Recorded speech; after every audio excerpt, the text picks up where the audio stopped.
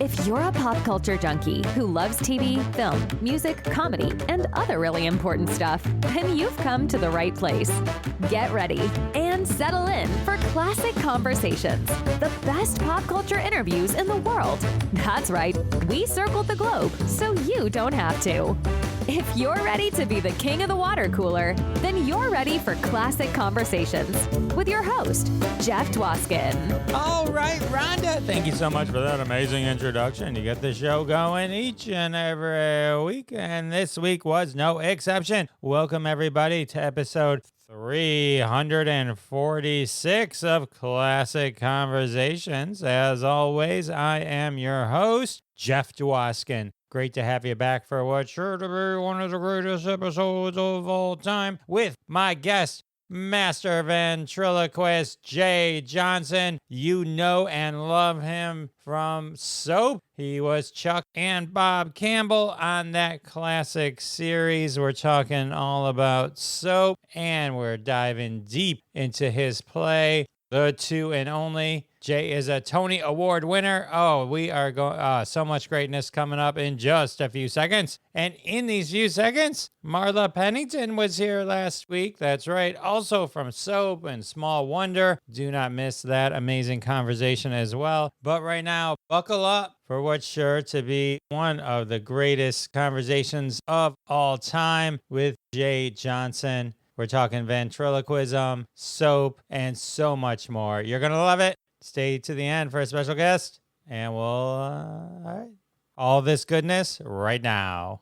All right, everybody, I'm excited to introduce my next guest, actor, writer, comic, best known for playing Chuck and Bob Campbell on Soap, considered to be one of the top practitioners in the art of ventriloquism, a one-man duet. Winner of a Tony Award for The Two and Only. So excited to have my guest today, Jay Johnson. Hello. Hello. I heard the applause. Thank you, Jeff. Yeah, ventriloquists can not only throw their voice, they can throw other sounds in their head. So I heard a big crowd. I did too. I'm gonna do the whole interview like this. Perfect. You know, one time I was in a sound booth, and you know, when you do ADR later, you come back and you're looking at your film and you're putting in sounds. And this particular time, I don't think it was Bob. I think it was another character I do. And they just needed a little cleanup on it. So I went into the booth and I thought, well, I can't move my lips or it won't match. I mean, the sound is always different. So only the engineer could see me. And they said, and action. And he couldn't see me doing anything, but he heard a voice. It took him 4 or 5 times to realize that he couldn't look at me. He could just see me. So did you hear that dog bark? I did. Yeah. Well, I hope it goes away. It's my little dog, Harry. Let me see if he comes in. Okay, come on in. Actually, it was my dog, Boo. I have 2 dogs. There you go. Now we should be fine. Sorry, Jeffrey. No problem. Anything for Boo. Boo's interesting story is longer telling stories that are non sequitur. Boo was originally Weird Al Yankovic's dog and evidently didn't get along with his daughter. So I was at a poker game and somebody was from the Actors and Others for Animals. And they said, you know, Al's trying to find a good home for the dog. And I kind of went, wow, what? And so we've had her for 10 years now. So there you are. She's a great dog. Awesome. Weird Al's old dog. Yeah, I know. I make a joke that to punish her, I play the accordion. And it seems to work. Yeah, it seems to work. Anything polka would do it. Anything polka. Love Weird Al. Me too. We can get to The Two and Only because I want to kind of go back and kind of hear a little bit of the origin story that I know you talk about in The Two and Only. The thing that amazes me about ventriloquism, when you're there and you're like, your lips aren't moving. And like, I know there's a story, and we can get to it later, about Soap and them miking Bob. And yeah, yes, indeed. They did. But that's what it looks like. It's not even so much just, I mean, it's like the projection of the voice, and it sounds like it's coming from somewhere else. It's unbelievable skill, talent, art. When did you discover that you could do this voodoo? It sounds like a press release, but I remember when I was very young, probably it was a Jimmy Nelson instruction pamphlet in Nestlé's Quick. Almost sure it was. And it just said the basic ventriloquism, don't move your lips and try to talk in a voice that's different. And I remember going to the mirror and just kind of trying it. And I heard this voice and I turned and I realized, oh, that's it. That's what it is. So I fooled myself first. Your eyes are actually much better at sound than your ears if you're in a live situation, because your ears are not, they don't move independently and your eyes do. So your eyes always catch catch what light is so much faster. You catch that, and then you direct your brain to think it's coming from there. It doesn't sound so good when you break it down. That's so much fun. No, I understand. Well, it's, I think people will understand that when they're driving, especially around the July 4th timeframe, where you see the light and then you hear the boom. Exactly. Other animals are so much better at sound than we are, but most of them, like a rabbit or a horse or something, they move their ear to the sound. They don't move their eyes and then direct their head. That's because their eyes are either side. Anyway, that's the physiological science of ventriloquism. No, I love it. It's definitely, because that's what you need to do, right? Because everyone has to believe that this is happening. And that's, Absolutely. While at the same time watching, it's like watching a magic trick that you know what's happening and still not being able to see how it's happening. That's the difference between magic and ventriloquism, I've always thought, is that you can always appreciate the magic trick, but you always see where you do the double lift or where you take it out of the box. And ventriloquism, yeah, you're right. I know that he's going to do that. I know that it's a puppet that he's working, but it's more of a psychological trick and you fall into it pretty easily. You talk about this in Two and Only, watching... No, it was radio. You were listening to a radio show, and then eventually you went to see them live. Yeah, it was Big John and Sparky, which is, it was a children's show on Saturday morning called No School Today. Came on, I think, about 9:30, and my brother was in love with that show, and we shared a room, so I got to hear it. I had a picture of them, and then when you see them live, it's a whole different picture, and didn't realize that he was doing the voice, and the radio really was an education for me. So ventriloquism probably is a lot easier on the radio. Oh, well, ask Edgar Bergen, who became very wealthy and famous doing it. But Ed Bergen always takes a hit about, well, his technique wasn't very good. But if you look at him as a radio actor, his technique was excellent. Always, Charlie was crystal clear. So whatever it took to make it on the radio, which ventriloquism should have faded, really. He brought it through that time just because his imagination and his voice and timing were so good. I was also reading that in ventriloquism, it helped you with your dyslexia. Yeah, I don't know if it helped me or my dyslexia helped me stay with ventriloquism, but dyslexia is one of those weird things that's different for everybody. And I'm probably a 7 or 8 on a scale of 10. You're not good with the code that gives you letters and numbers and when they start to interpret in your brain. And somebody told me that there's a possibility that it's because the two hemispheres of your brain, one never asserted dominance in your childhood. So you might have learned a word and the left hemisphere was in dominance. And then the next time you see it, your right hemisphere is in dominance and it doesn't know what the word is. So you have to kind of do a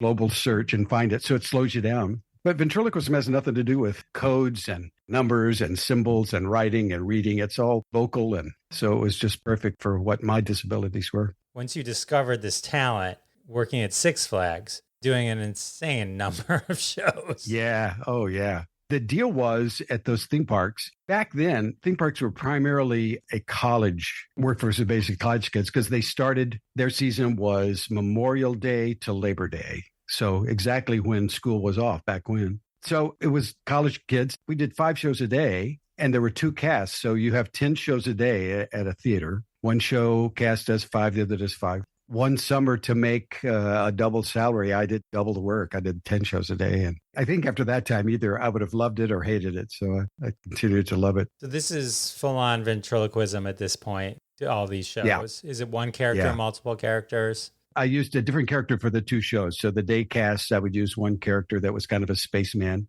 And in the late show, I would do Squeaky, which is for all intents and purposes Bob. He was the same voice and same character as Bob, just a different puppet. So in a way, is this what you credit then? This kind of rapid fire, just so much experience packed into this. You started to kind of rise up as one of the true future experts at ventriloquism.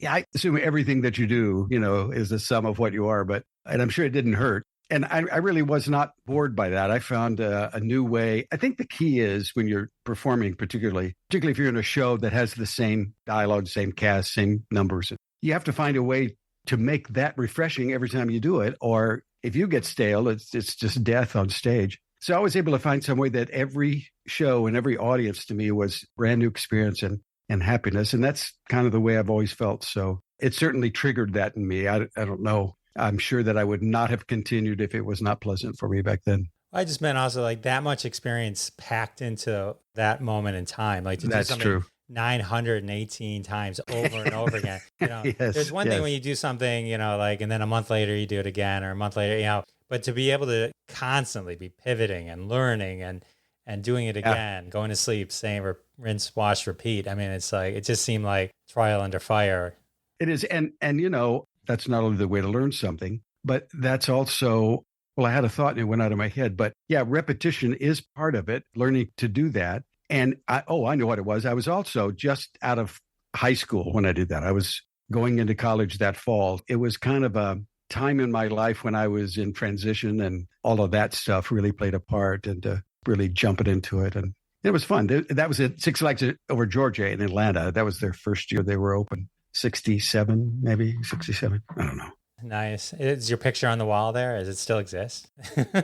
Yes, that theater exists. The year before, I actually had done, I think, 3 shows a day for an amphitheater at Six Flags over Texas, and that's no longer there. It's now a full-blown theater. They were going to call it the Crystal Palace, and then the night before we opened, they called it the Crystal Pistol, which I thought was a little less classy. Found out later it was Crystal Pistol was a strip joint that CEO liked, so we got to take the namesake. Only in Texas. Well, that was in Georgia, so even worse. Yeah. Oh, that was in Georgia. Oh, okay. But you know what? It's the same CEO that was in Texas. So either way, you can claim either state. Oh, that's funny. All right. So you moved in the 70s, you moved to LA. Yeah. When did you decide you want to pursue television and take that path? That was always what I was interested in and hoped to do. When I was in high school, I did a children's show. It didn't last very long. And we did little skits, and I had characters, and we were on Saturday morning, and we would show Jungle Jim with Johnny Weissmuller. And doing that and do commercials, I really did like the whole idea of production. And it happens in LA, so you have to come out here and do it. Who would have thought that at some point Susan Harris would read a book called Magic and put that character into a sitcom? I thought I would end up acting on a television show because I love to act as well. I love the story of, okay, well, first, before we get back to Susan Harris in a second, is so your intention wasn't necessarily to be a ventriloquist actor. That sort of just coincidentally.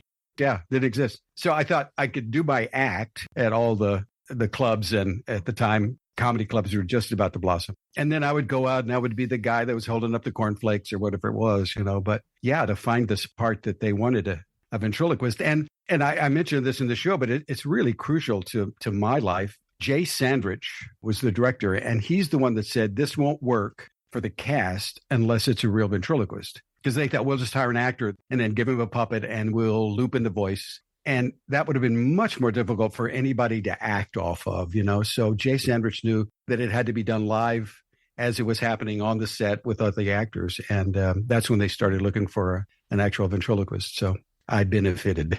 The story you tell in Two and Only, it was basically like somebody had known who you were and then backed into the actual call for this character for this television show, which became Soap. Just amazing. It was very funny because it was an open call, and open calls and Daily Variety back at the time, open call for ventriloquists. So anybody thought, I've heard the word, I think I'll go down and audition. A guy walked in before my general audition, and he had a guitar, and they said, now this is the part of a ventriloquist. He says, I know, but watch this. And he sang songs. So it was quite the open call. I sort of had a fast track. Ultimately, the head of casting for ABC had seen my work at a club that I was working, the Horn. And so when it finally got to that last final, will the network let you do it?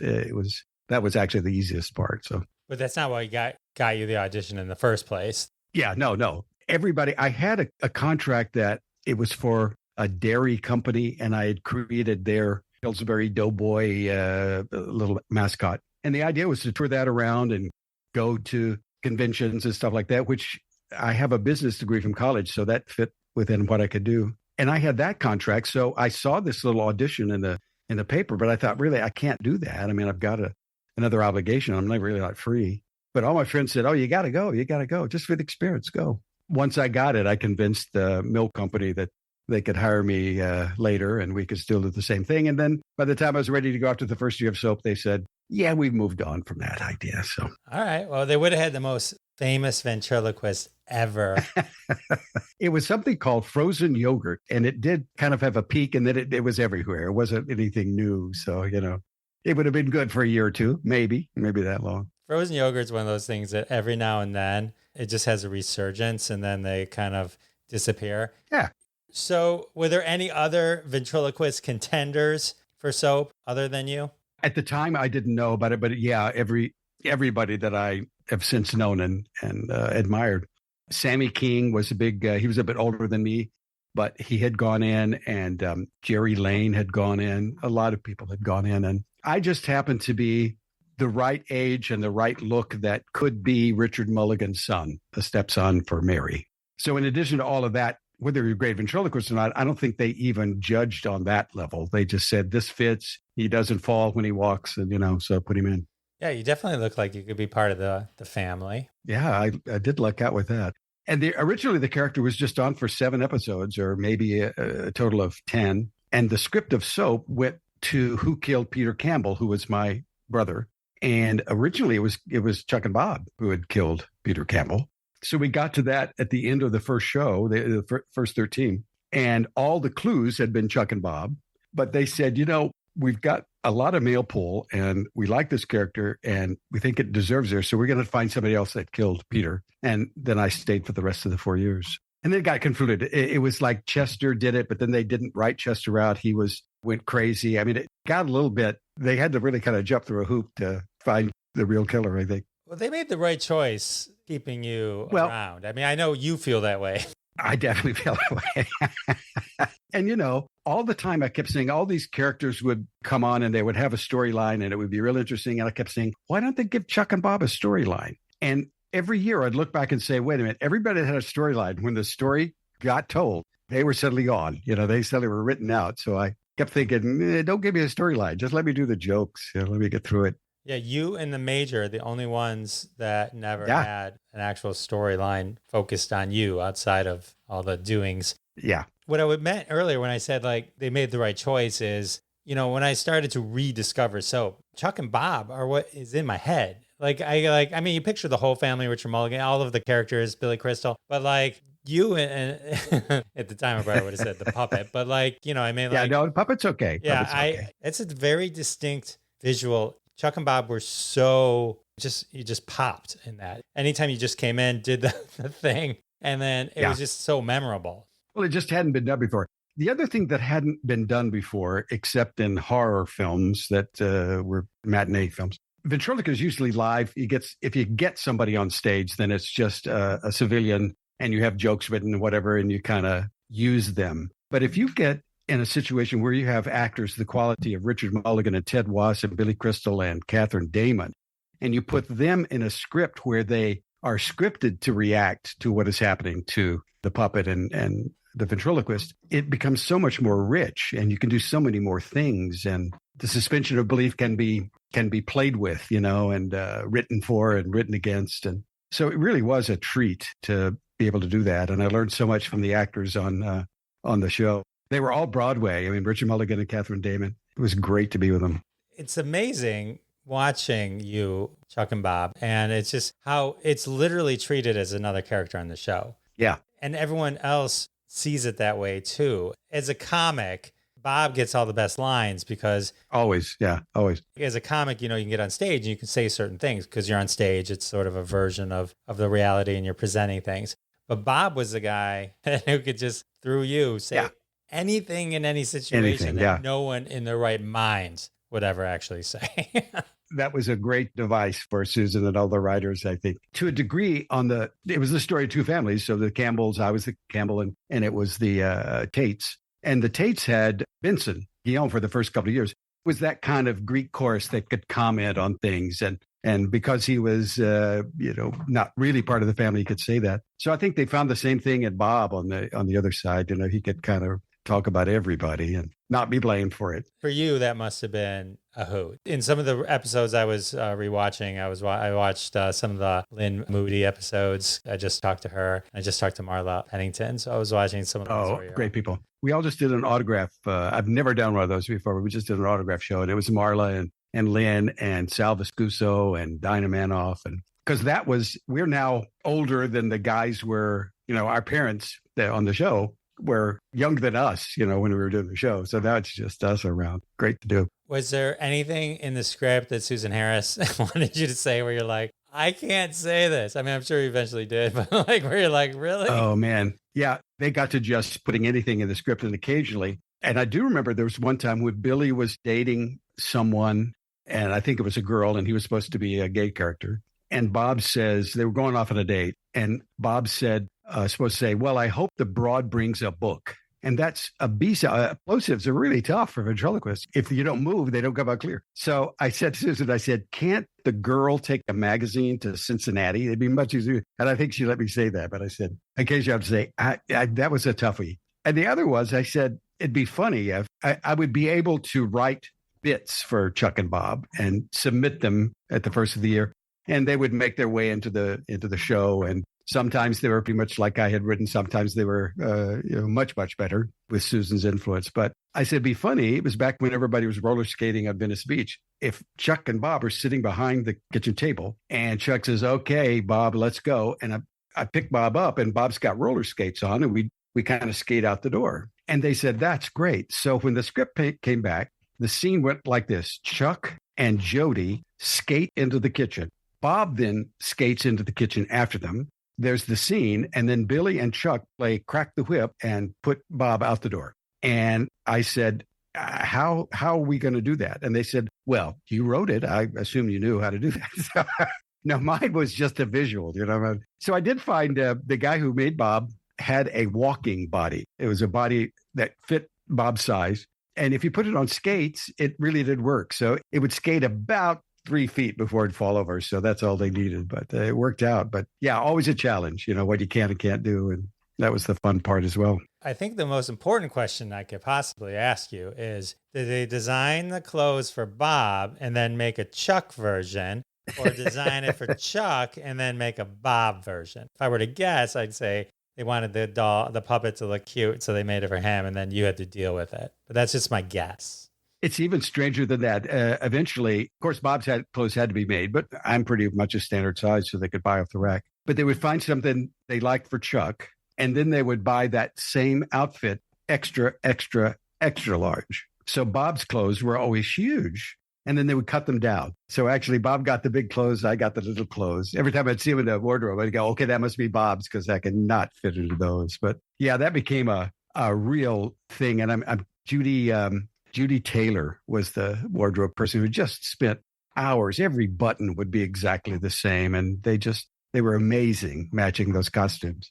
After I left the show was over, I thought, yeah, that'd be great. I'll do matching stuff. Well, no, I mean, my God, how many suits do I have? How many suits do I have to match? Pretty soon I thought Bob will have his own thing. We won't match anymore. That's Chuck and Bob. So too hard to do. You mentioned it earlier about the book. But that was an interesting story you told in the Two and Only, where you're like, oh, they obviously don't know anything about ventriloquism because they named it Bob. They didn't, yeah. Yeah, named it Bob. Yeah, that's the whole point. They gave him a B word, and we both benefited by that. They didn't know what couldn't be done, and so that allowed me to do more than what they would have let me do, if that makes any sense. It was really limited by the fact that one time I was at the bar, and I think the script said that Chuck was supposed to go over and pick up a drink and go away or something. I thought I should talk like an actor. So an actor says, I don't think Chuck would drink. So going up to the bar, I don't think Chuck drinks. He's just a straight guy. Bob might drink, but Chuck doesn't drink. And they said that. And they pretty much said, well, no, Chuck does anything we write. So I said, well, here's the deal. I'm holding Bob. I can't pick up the drink.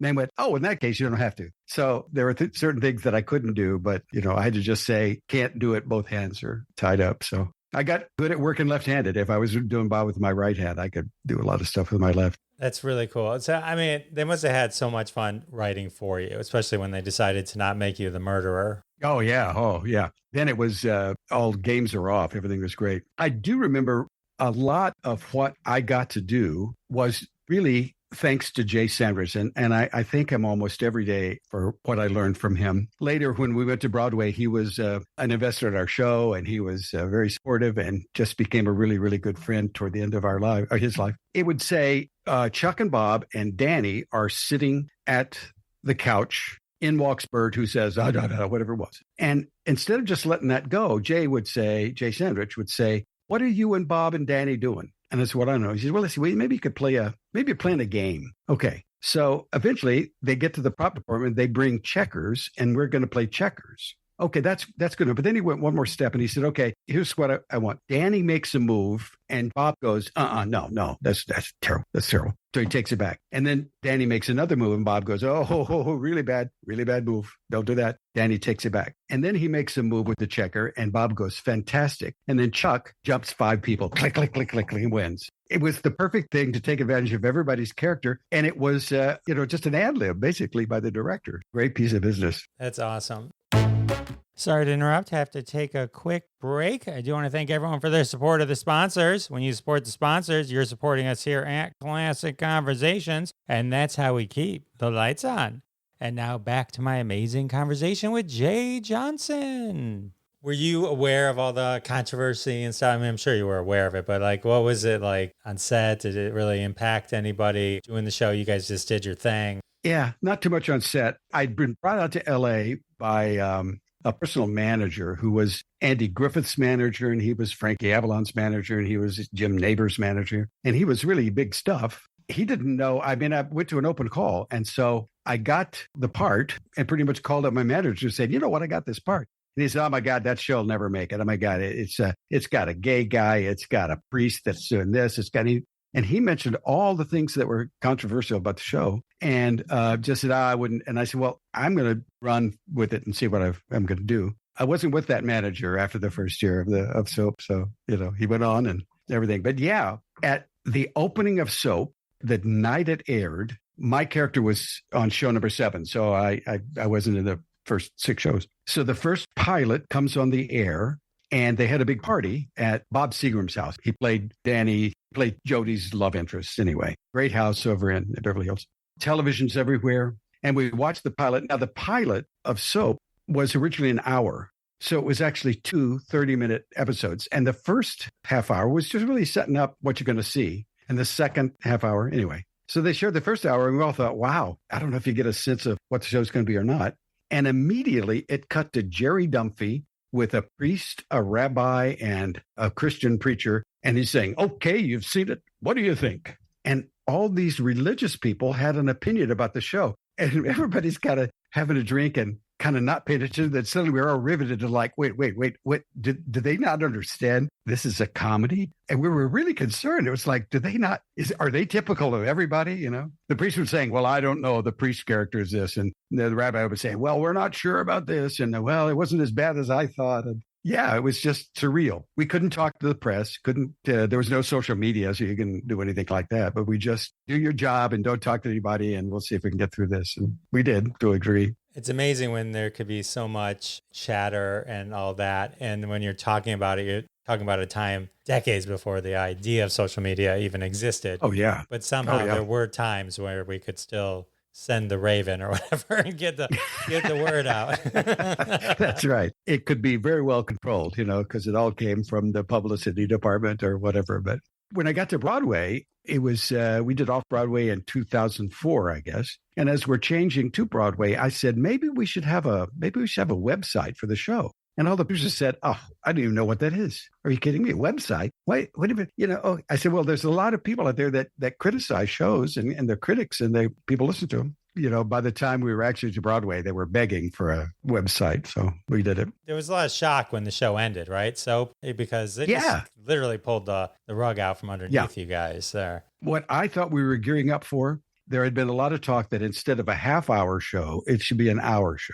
They could do more characters. And since the scenes were kind of interchangeable, the arc was within the scene, and then that scene arced several shows down the way and everything. So it really did fit for being able to shoot a show like that. And we also, they have to renegotiate. We'll have to figure our things. And now things are different than when we started. And we were all set for them to call and say, okay, we're an hour show. And they called and say, we don't exist. Yeah, it was such a shock. Nobody got to say goodbye to everybody. Nobody.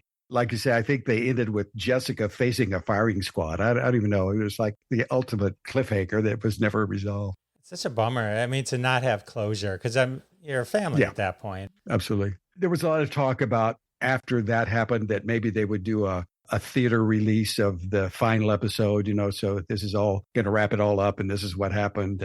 And they talked about that for several years, never really did happen. My understanding is that because of the controversy, they were not able to make as much off the spots as they might have been had we just been a Cheers or a MASH or something. So our rates were down and low, and we were a very expensive show to do. We had 14 regular cast members, a couple of guest members, and 3 standing sets that all week long were there. They didn't put them, take them down. So I think that it was really just finances that eventually got to us, and there was no back end. There was no, let's stream it for a while, so really a shock. I did some more television later, never anything that ran that long, but soap's really the most fun you can have, just going down and doing your thing. You made the rounds after. Give Me a Break.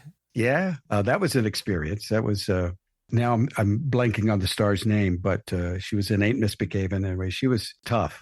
Give Me a Break. She was tough. I was a little guy with a puppet, so he wasn't sure I should be there. Nell Carter. Nell Carter. Absolutely. Got it.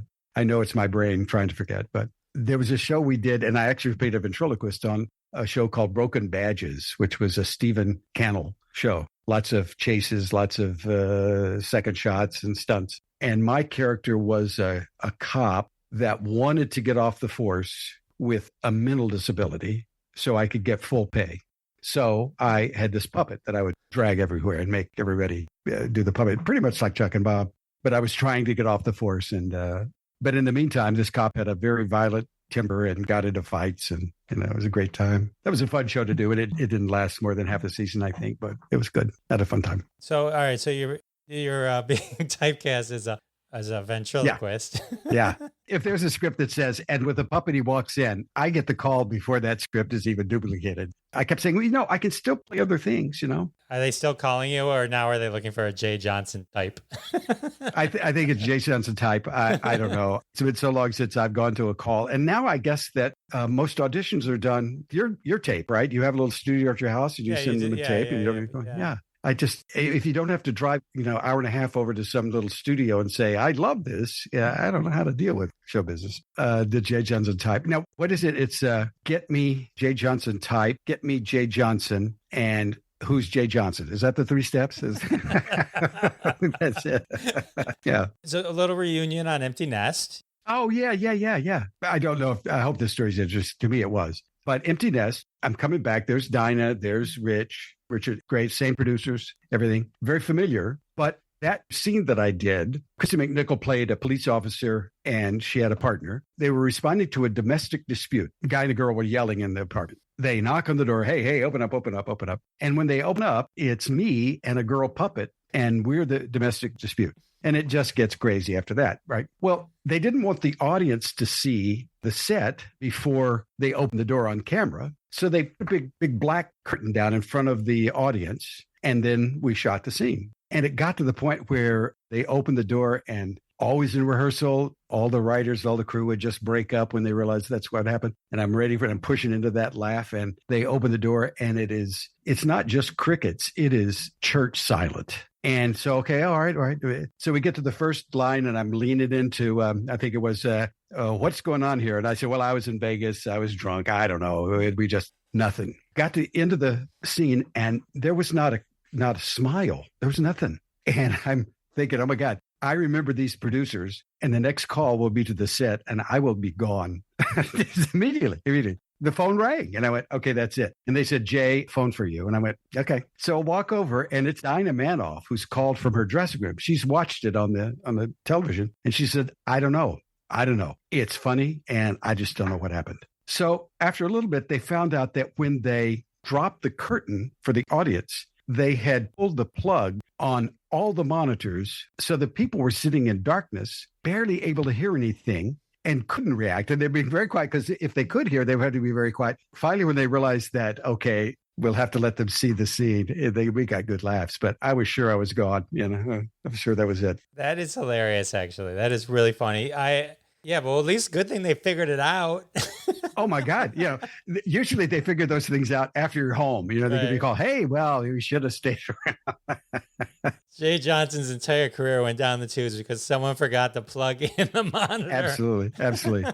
Well, that is a story that I tell in The Two and Only about being on soap and the sound department telling me that for some reason I'm not recording well. And There's a big thing about whether ventriloquism can be recorded. It's like a duck quack, can it? And there's great, minds of science and sound going, well, now, if the ambience is different, it might not be able to hit a microphone. And they found out that when I was speaking, they were turning the mic to me. And when Bob was speaking, they were turning the mic to Bob. And that was the difference in the drop. And when they finally found that out, that was great. It was a great compliment to me, but it was not a great sound. It is the ultimate compliment, right? You were doing so good that they thought Bob was real enough that they mic'd him. Absolutely. Also, when I would go out and do a local promotion or something at a local station, they always thought it was very funny to give me a little lav on my lapel and then put a lav on Bob, and only the sound guys could see it. And I said, we can do that. I said, not very many people are going to get that. And I said, the other thing, too, is I'm going to forget, and I'm going to put Bob in the suitcase, and I'll be home with an $800 lavalier microphone, and you'll be looking for it. So, yeah, they finally usually took my advice and either made sure it was taken off or didn't do it. That is funny. It'd be funny to have then traveled with like just a fake one that you could put on him. I never thought of that, and I should have. Willie Tyler, peer ventriloquist friend of mine, he always works with two microphones, one for him and one for Lester. And I always thought that was really clever and wonderful. However, I always felt like with my characters, the mic was in the way, and I make them go forward or they would get lost in it. And I thought for that one joke, I'd rather them forget there's a mic, not point it out. Right. You were on Dave's World. I was on Dave's World. The amazing Harry Anderson. Harry Anderson was my best friend and godfather to my kids. I was godfather to his kids. We had a production company at the time, which was actually on that lot. I was around for most of the Dave's World. I think I did 1 or 2 episodes just as a character, but good times, fun times. I actually had to do a duck voice for somebody once on the set. They said, you do a duck? And I go, yeah, I do a duck. So occasionally I'll get a residual from Dave's World. That's that episode. And I go, yeah, duck voice, quack, quack. Quack, quack.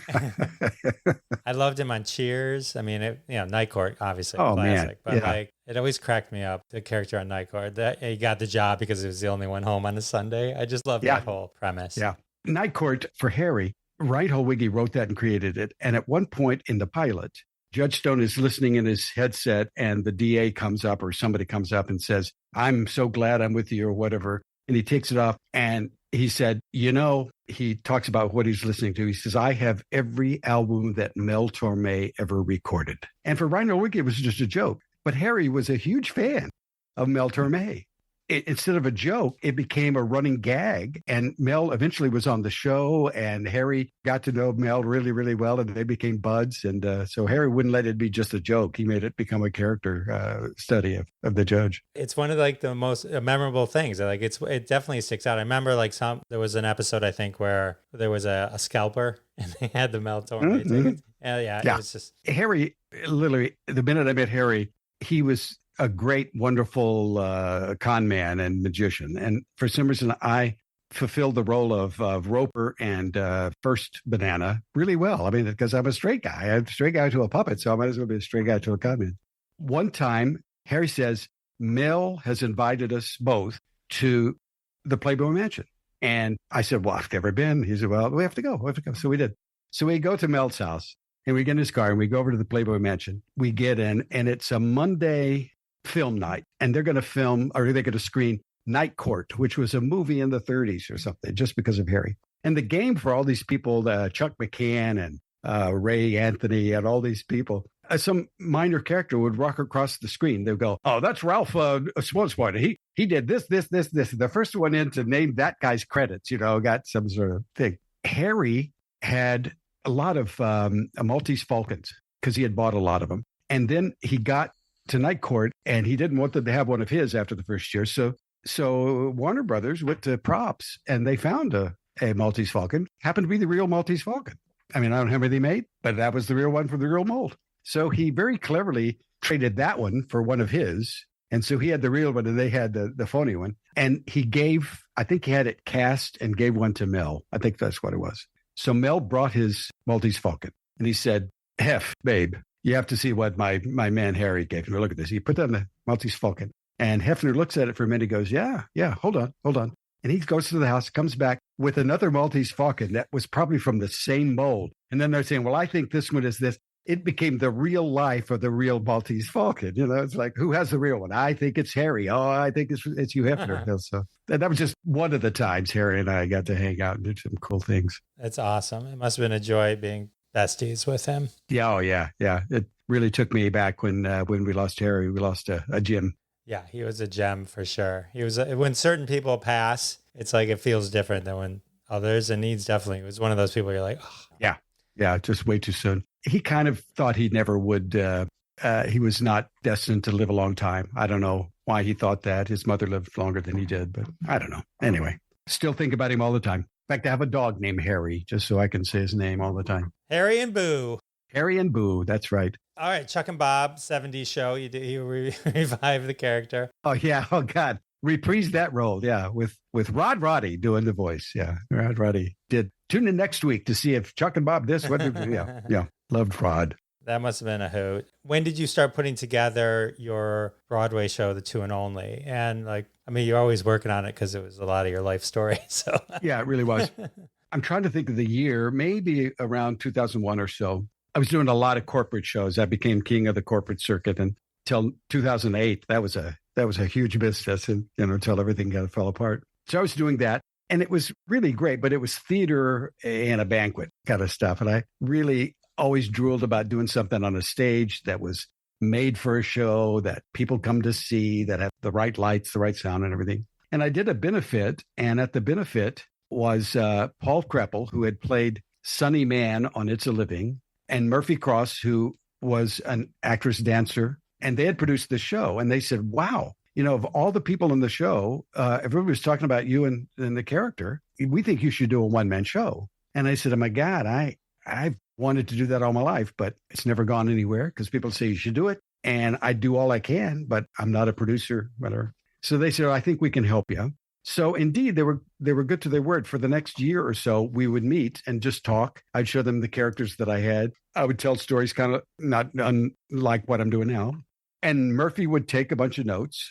And finally, after a year, they said, well, we've got all these notes. We've met all this. What does it take to make the show? And I jokingly said, I'm a deadline guy, so I think that somebody's going to say, we have a theater in 2 weeks. You better be ready.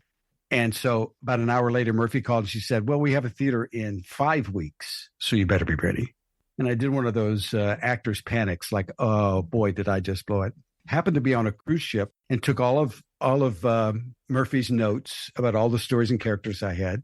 And just being alone and scared, they sort of showed me an order, and a way to arrange them and a way to tell them. And that pretty much became the show. I mean, we refined it and helped it and added it, but got back, did the show at the White Fire, and New York came in, and we were off to New York. So it happened pretty fast after that. But thanks to Murphy and Paul, they were the ones that actually followed through on something that they said, you should do it and we'll help you. Still my best friends. It's awesome. And Tony Award winner. You won a Tony Award. Beating Amazing. out. Do you remember who you beat out? I know. Do you remember? Yes, I do. It was Kiki and Herb. Yep. Alive on Broadway. Yeah. Alive on Broadway. Same theater. And I think we followed them in, actually. That same year, we followed that show. They were sitting right behind us in the Tonys. And so it was a little bit uncomfortable to who they got to call. Yeah, Kiki and Herb. I never saw the show. But the sound guy that I actually took on tour after Broadway was the sound guy for them. So I guess I have a connection to Kiki and Herb, even if I didn't know. And that was a big deal. You're the first ventriloquist ever to win. And that was a real special award that they give. Yeah. And they're not giving it. They don't give it all the time. Billy Crystal actually won the same award, Best Special Theatrical Event, 2 years before me. For the 600 Sundays or something? Yeah. 700 Sundays. 700? It was originally 600. Then he added. Yeah, well, it's gone up, with inflation. You have to. Yeah, exactly. Billy knows that. He's a good businessman. I have a theory that the last person to get that particular category was Liza Minnelli. And she did kind of a one-lady concert on Broadway. And they submitted it for that. And of course, she won. Well, if your Best Special Theatrical Event, that means you're not going to be able to nominate the writers or the choreographers or the directors and she had the best in the business. She had everybody from the directors to the music people. So they got shut out of being nominated, if not winning. And so I think they kind of backed off and said, it's got to be something different it's got to be a special event, not just somebody bringing their act. So it'll come back someday. But yeah, it's a great award. A real shock. Didn't think it would happen. Didn't even think about that. Just glad to be there. It was fun watching you accepting the award. Even the guy who presented it to you was pretty hilarious. Oh, he's Susie Izzard now, but Eddie Izzard. Oh my God. And that was the thing. We were like 6 rows from stage in Radio City Music Hall. They don't tell you what order it's going to be. There's no program. You're just sitting there until, you hear your name. And every time someone would come on, we kind of perk up and go, well, this could be it. We got to, maybe okay, it's not it. And finally, I'm a huge fan of Susie Eddie Izzard. And she came on stage. He, at the time, I guess, came on stage. And both my wife and I said, oh, my God, we are 7 rows from Eddie Izzard. Oh, my God, look at him right there. I could almost touch him. And then he goes, and for the best special. And we realized that was our category. And now we have to pull up. We have to be, award participants rather than just fans. And so I got backstage and I told him how much I appreciate him. And he said, my publicist said you were destined to win, but probably wouldn't. I said, well, thank you. I did. Yeah. Great night. Way to circumvent destiny there. Yeah, exactly. Like I said, I watched the whole thing. It's 2 hours. It's great. And you definitely arrange those cards right. Yeah. You set exactly. stuff up, pays off later or at the end. It's really, really, really great. Sometimes things if you're going in with an open mind, they kind of arrange themselves. As we would put things together, this story and this story, you would see an arc to that story. If I'm talking about the old apprentices for Delphi, when a ventriloquist had to learn and do, and then my mentor, Art Sieving, there was a definite link. And so there was an arc. And so things kept tying up in the show that I wish that I could start from page 1 and make those arcs, but it wasn't the case in this show. They just happened as they should.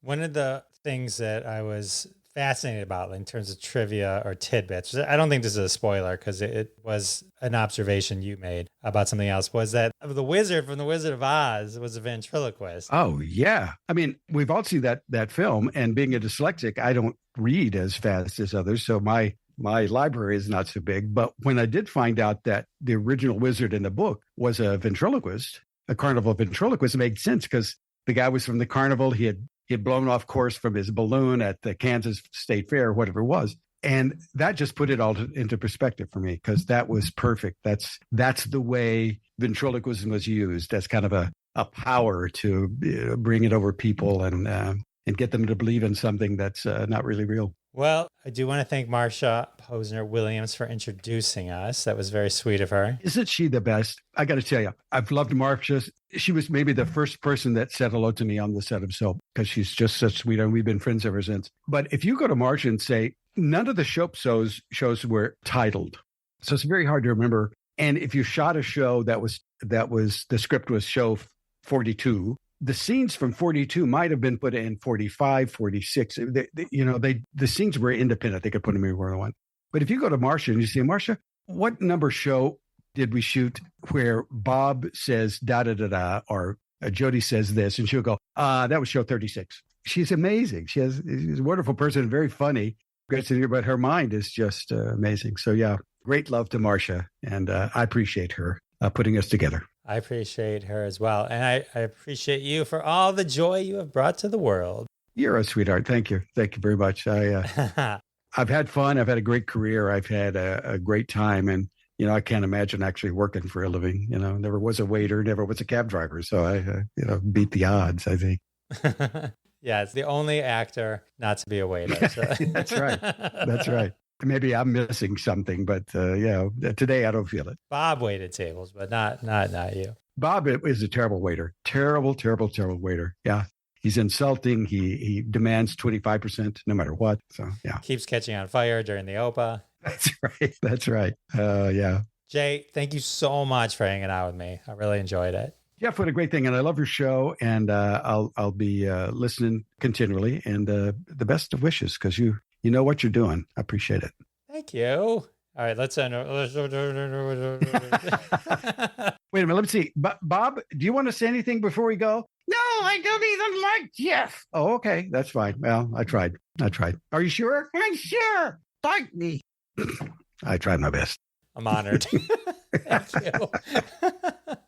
Oh, man. All right. How amazing was Jay Johnson? And I didn't disappoint, did I? Huh? who shows up at the end, but none other than Bob. I know, it was incredible. Caught me off guard, but I was so honored. So amazing. Jay Johnson is such a great guy. So fun to talk to. All of my soap interviews were just a delight to talk to. This is wrapping up. We started with Marsha Posner-Williams, Lynn Moody, Dinah Manoff, Marla Pennington, and now Jay Johnson. That's enough soap for you to last a lifetime. Oh my goodness. All right. Well, I hope you enjoyed all of it. Go check out the two and only Jay's play. You can stream it. Definitely worth watching. Really, really great. Really great.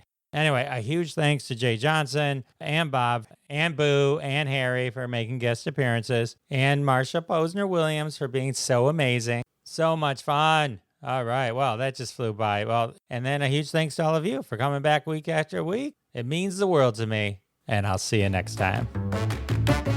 Thanks so much for listening to this episode of Classic Conversations.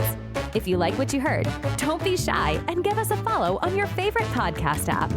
Also, why not go ahead and tell all your friends about the show? You strike us as the kind of person that people listen to. Thanks in advance for spreading the word, and we'll catch you next time on Classic Conversations.